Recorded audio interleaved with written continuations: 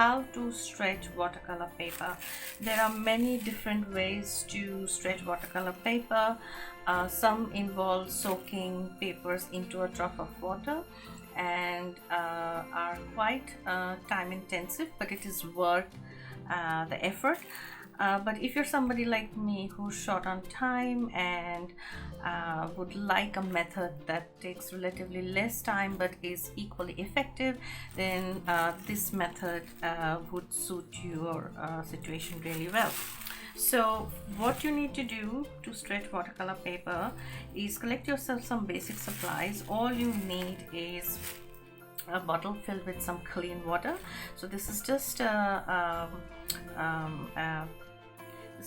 bottle of water I've got in a Spritzer sprayer bottle, and then you need some masking tape. I'm using painter's masking tape, but you can use anything that you can find in the cheap $2 shop. Just ensure whatever you buy, you do not leave it too long on your watercolor paper. If you do not remove this within the time that might be often stipulated on the packaging, it can rip the paper when you try to get it off once your painting is complete. The other product that I use, and this is actually my favorite but not everybody likes it, is a special watercolor tape called as gummed tape. What it is brown paper with some archival quality glue on one side of it, and all you need to do is cut this to size to fit your paper and then wet one side and just glue it down. Okay, but what happens is this does not come off neatly, and some people like it because that lends it a very authentic look to your watercolor paintings. Other people do not like it because it looks rough and the edges can look quite untidy. But the way around it is to stretch your paper with watercolor with the gum tape first, and then once that's dry, use the masking tape to come a little bit in. The pros and cons of that process of using both the tapes is that you are going to have a significant border or a greater thickness of a border when compared to using just one tape. So it's really a matter of preference. You can choose to use just a masking tape or a gum tape or both. Okay, so for this particular method I'm going to show you how to use both. That way you will know exactly how you can use both these products, okay, and make your choices accordingly. And the next thing you're going to need is a watercolor paper of choice. I prefer using thick watercolor papers because I love to experiment and can often be heavy-handed. I have today here an Art Spectrum Studio watercolor pad which is A3 in size. For the sake of the demo I would be just using half a sheet. The next thing you're going to need is a Masonite board. It looks quite similar to MDF board. I just have here about 5mm board which works just fine for a smaller size painting, you could get away with using an MDF board as well, but in my experience Masonite board withstands repeated use compared to MDF board, which doesn't take well to repeated use of spraying and water on top of it. So if you want something that's durable, then and you're going to buy it, go for a Masonite board. And if my local Bunnings store has the option of purchasing offcuts for cheap from their offcut bin, and this one actually cost me just $1. Okay, and if you find a cheap $1 MDF board, that's fine. You can just be a bit more gentler with the way you use water on top of it. Okay, so I'm just going to go and get a sheet of paper cut out of this and then show you how we can stretch watercolor paper using both masking tape as well as brown gum tape. So what I've done is I have actually because I have a really thick paper here, and you can buy these in different sizes, and I do not need the entire width of the paper to glue my paper down. So I folded it in half, and I'm just going to cut it into 2 pieces, so that way I've used less of the paper and made better use of the gum paper that I have. Okay, now so those are my 4 pieces of gum tape. And then okay, so next step is fairly easy. When you're stretching watercolor paper, you need to wet both sides. That's the reason professional watercolor painters would actually soak the entire watercolor paper in a drop of water, and then they hang it to dry. But that, as I mentioned, takes a little bit longer than the process that I'm just going to show you.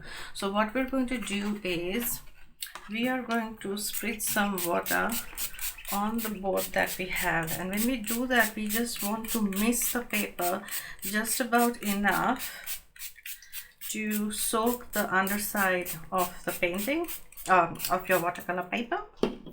Okay, so you do not want puddles of water, and if you do end up with a few puddles, then what you're going to do is just take a paper towel and soak up any major puddle. We don't want it dripping wet.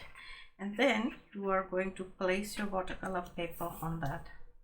Okay, now you can see that there was some paint over here, so we won't worry about that too much.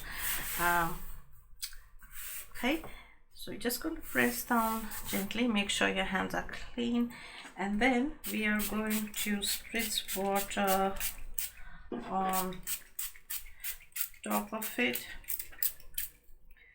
Just again make sure that it is nice and moist, but there aren't any puddles. Okay, we do not want areas of puddles. We just want it to be nicely misted, nicely wet.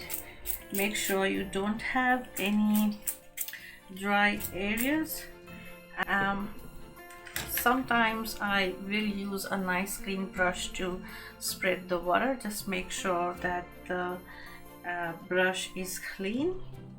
Doing this ensures that the water is evenly spread out and you don't have any undesired puddles. Okay, I'm just going to get rid of the water. Then the next step is we are going to take a brush, and what we want to do is wet the underside of our gum tape. Now you don't need to again make it too wet because the paper here already is wet, so just a little bit of moisture actually activates the glue on top. And then very carefully you can press that and stick it on top of the paper. Okay, and I'm going to repeat that process, and make sure that you are keeping it away from the spritz of water, which is something that I wasn't mindful of. There we go. Oops. Water. Now if you are finding it a bit challenging to keep the masking paper, the gum tape straight, you can draw some guidelines with a pencil just to help you sort of place the gum tape neatly and straight onto your watercolor paper. I don't worry too much, and also I have a fairly okayish eye for straight lines. Okay, if it isn't, you know what, it's fine, because when you frame a watercolor painting, the mat actually will cover up about 5 mil of your painting, so any non-straight edges would be adjusted and they look just fine, so don't worry too much. Now that's how you put down gum paper tape. Make sure you press it really well. You don't want the watercolor paper lifting off. When it dries, it does tend to do that when it's stretching. Now what I'm also going to do is, if you choose to just use masking tape, then you would not do this gummed paper step. You're going to go straight and take your masking tape, and you're going to repeat the process that we just did with the gum tape. Okay, so I'm going to come in and lay my masking tape on top of my gum tape, only so that I get a nice clean edge when the when the masking tape comes off. In my personal experience, I find that stretching a watercolor paper with gum tape is it actually gives you a really nice stretch if you do it right. And hey, you know what, if it doesn't stretch properly the first time, you keep trying and practicing till you get it right. Practice makes perfect. Okay, so don't worry if the first time you stretch your paper it comes off. All you do is grab some masking tape and glue it right back. So there you go, that's how you straighten the paper. You would leave this paper to dry naturally, but if you are in a rush or you're a tad impatient like I am, you can use a hair dryer to accelerate the drying process.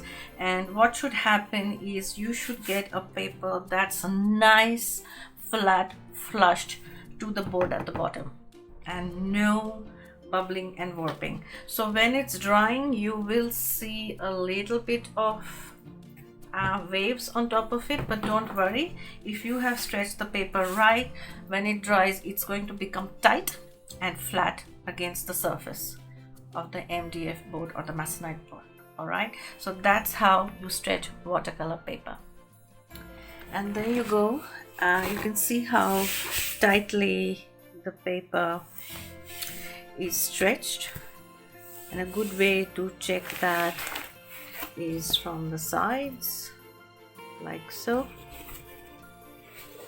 Okay, and this paper is now properly stretched and ready to make a new watercolor painting. If you've liked this video, then don't forget to click on the bell icon and subscribe to my channel. Bye for now.